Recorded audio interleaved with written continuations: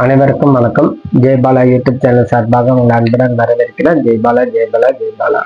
கும்பராசிக்கு இந்த வாரம் எத்தகைய பலன் கொடுக்குதுன்னு பார்ப்போம். 11/1/2026 முதல் 17/1/2026 வரை இந்த கும்பராசிக்கு என்ன கிரக பலன் கொடுக்கும் பார்ப்போம். அதனோடு அனைவருக்கும் தைத்திருநாள் பொங்கல் வாழ்த்துக்கள். மகிழ்ச்சியாக கொண்டாடி குடும்பத்தோடு சேமமாக இருந்து வாழ எல்லாம் வல்ல பாலத்திற்கு மனதார பிரார்த்தனை செய்து கொள்கிறேன்.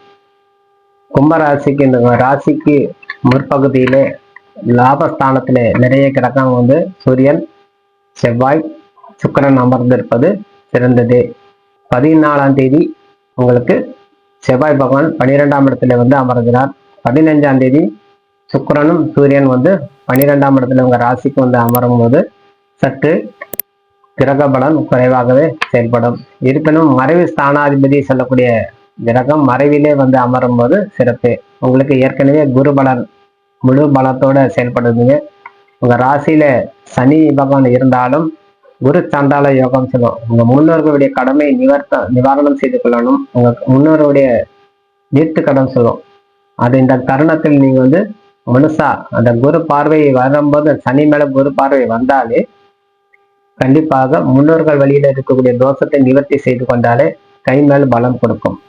ஆகவே சற்று காக்கைக்கு அன்னம் இட்டு வரும்போது சிறந்ததாகவே அமையும். முன்னோருடைய ஆசீர்வாதம் உங்களுக்கு கிடைக்க உண்டாகும். ஆகவே உங்க 2ஆம் அதிபதி 11ஆம் அதிபதி உங்க பார்வையில இருக்கிறார். ஆகவே உங்க ராசிக்கு குரு பார்வையோடு இருப்பது சிறந்தது.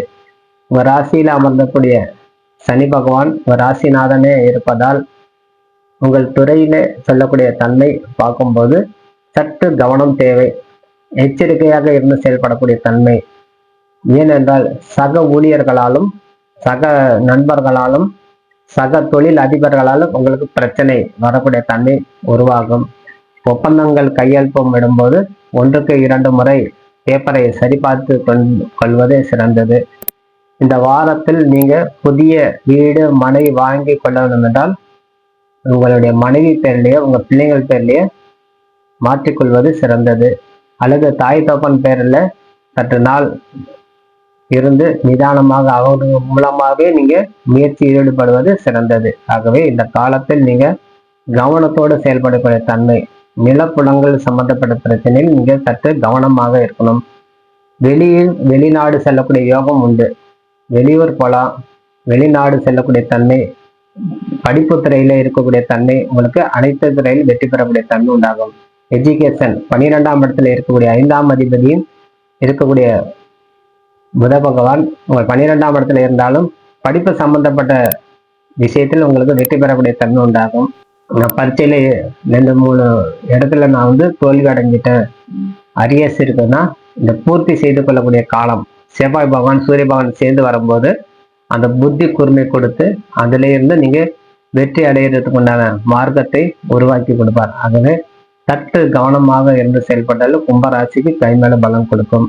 2ஆம் அதிபதி சொல்லக்கூடிய குரு பகவான் உங்களுக்கு 5ஆம் இடத்துல இருப்பது, 7ஆம் இடத்துல இருக்கக்கூடிய கேது பகவான் உங்களை ஞானத்தை போதிப்பார். ஆகவே குலதெய்வ வழிபாடும் இஷ்ட தெய்வ வழிபாடு செய்து கொள்ளும் போது சிறந்த பலன் கொடுக்கும் சொல்லி விடைபெறுகிறேன். நன்றி, வணக்கம். ஜெய்பாலா ஜெய்பாலா. வாழ்க வளமுடன்.